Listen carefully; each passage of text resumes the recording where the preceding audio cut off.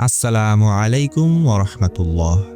সুপ্রিয় দর্শক, আপনি কি খুব অর্থে কষ্টে ভুগছেন? দিন রাত পরিশ্রম করার পরও কি আপনার সংসারে অভাব দূর হচ্ছে না? ঋণের বোঝায় কি আপনার রাতের ঘুম হারাম হয়ে গিয়েছে? হয়তো আপনি ভাবছেন আপনার ভাগ্যটাই খারাপ, কিন্তু আমি আপনাকে আজ এমন একটি আমল বা এমন একটি সূরার কথা বলবো যা নিয়ে স্বয়ং বিশ্বনবী সাল্লাল্লাহু আলাইহি ওয়াসাল্লাম সুসংবাদ দিয়েছেন। আপনি যদি বিশ্বাস ও ইখলাসের সাথে এই সূরাটি একবার পাঠ করেন, তবে মহান আল্লাহ আপনার রিজিকের দরজা এমনভাবে খুলে দিবেন যে আপনি কল্পনাও করতে পারবেন না। আসমান থেকে বৃষ্টির মতো আপনার ঘরে বরকত নেমে আসবে ইনশাআল্লাহ।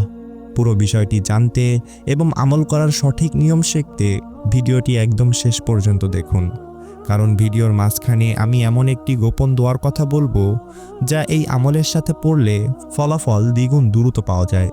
তাহলে চলুন ভিডিওটি শুরু করা যাক। রিজিকের মালিক একমাত্র আল্লাহ তাআলা।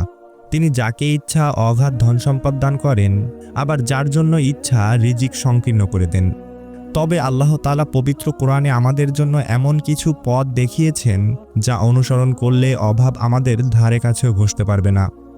আজ আমরা যেই সূরাটি নিয়ে কথা বলবো তা হলো সূরা আল ওয়াকিয়াহ, যেটি কোরআনের ৫৬তম সূরা। এই সূরাটিকে বলা হয় দারিদ্র মুক্তির সূরা। আপনি কি জানেন রাসূলুল্লাহ সাল্লাল্লাহু আলাইহি ওয়াসাল্লামের বিশিষ্ট সাহাবী হযরত আব্দুল্লাহ ইবনে মাসউদ রাদিয়াল্লাহু তাআলা আনহু-এর একটি চমৎকার ঘটনা এই সূরার সাথে জড়িত আছে। যখন হযরত আব্দুল্লাহ ইবনে মাসউদ রাদিয়াল্লাহু তাআলা আনহু মৃত্যুশয্যায় ছিলেন, তখন ইসলামের তৃতীয় খলিফা হযরত উসমান রাদিয়াল্লাহু তাআলা আনহু তাকে দেখতে যান। উসমান রাদিয়াল্লাহু তাআলা আনহু জানতে চাইলেন, আপনার মেয়ের জন্য কি আমি বাইতুল মাল থেকে কোনো ভাতার ব্যবস্থা করে দেব কি? কারণ আপনার তো কোনো পুত্র সন্তান নেই। তখন ইবনে মাসউদ রাদিয়াল্লাহু তাআলা আনহু এক অবিস্মরণীয় উত্তর দিয়েছিলেন। তিনি বলেছিলেন, হে আমিরুল মুমিনিন, আপনি কি আমার মেয়েদের দারিদ্র্যের ভয় পাচ্ছেন? আমি আমার মেয়েদের নির্দেশ দিয়েছি তারা যেন প্রতিদিন রাতে সূরা আল ওয়াকিয়া পাঠ করে, কারণ আমি স্বয়ং রাসূলুল্লাহ সাল্লাল্লাহু আলাইহি ওয়াসাল্লামকে বলতে শুনেছি, যে ব্যক্তি প্রতি রাতে সূরা ওয়াকিয়া পাঠ করবে সে কখনো অভাব অনাটনে পড়বে না। প্রিয় ভাই বোনেরা, একবার চিন্তা করে দেখুন, যে ব্যক্তি নিয়মিত এই সূরাটি পাঠ করবে অভাব তাকে স্পর্শ করতে পারবে না। এটি কেবল একটি দোয়া নয়, এটি আল্লাহর পক্ষ থেকে অভাব দূর করার এক স্বর্গনীয় চাবিকাঠি। এই সূরার প্রতিটি আয়াতে গভীর অর্থ যদি আপনি বুঝতে পারেন, তবে আপনার ঈমান কয়েক গুণ বেড়ে যাবে। এখানে আল্লাহ তাআলা কিয়ামতের ভয়াবহতা, মানুষের তিনটি শ্রেণী অর্থাৎ জান্নাতি, সাধারণ মুমিন এবং জাহান্নামীদের পরিণাম বর্ণনা করেছেন। একই সাথে এই সূরায় আল্লাহ আমাদের মনে করিয়ে দেন যে জমিনে বীজ থেকে চারা কে উৎপাদন করেন, আপনার তৃষ্ণার পানি কে আসমান থেকে নামিয়ে আনেন। উত্তর একটাই, মহান আল্লাহ তাআলাই। যখন আপনি এই গভীর বিশ্বাসের সাথে এই সূরাটি পড়বেন, তখন আল্লাহ তাআলা আপনার দুনিয়াবি অভাব মোচনের দায়িত্ব নিজেই গ্রহণ করবেন। অনেকে প্রশ্ন করেন, ভাই আমি তো অনেক আমল করি কিন্তু কাজ হয় না কেন?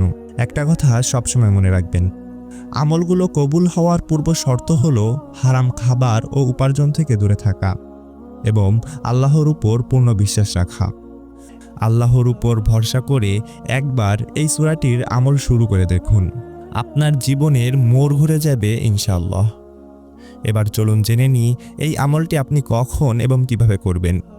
এই সূরাটি পাঠ করার সবচেয়ে উত্তম সময় হলো প্রতিদিন মাগরিবের নামাজের পর অথবা ঈশার নামাজের পর, অর্থাৎ রাতে ঘুমানোর আগে।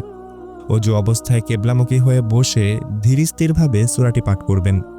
যে কোনো আমলের আগে এবং পরে অন্তত ৩ বার দুরূদ শরীফ পাঠ করলে আল্লাহ তাআলা সেই আমল দ্রুত কবুল করেন।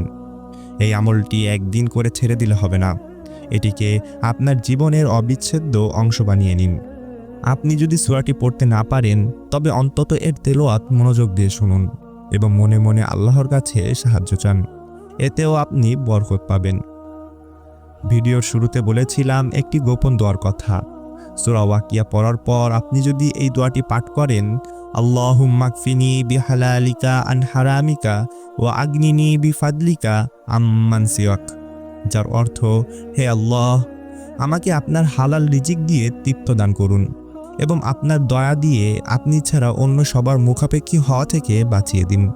এই দোয়াটি আপনার ঋণ মুক্তির জন্য পাহাড় সমান কাজ করবে ইনশাআল্লাহ। প্রিয় ভাই বোনেরা, আপনার চেষ্টা এবং আল্লাহর রহমত এই দুটি সমন্বয়ে আপনার জীবন বদলে যেতে পারে। তাই আজ থেকেই সূরা ওয়াকিয়া পড়ার অভ্যাস করুন।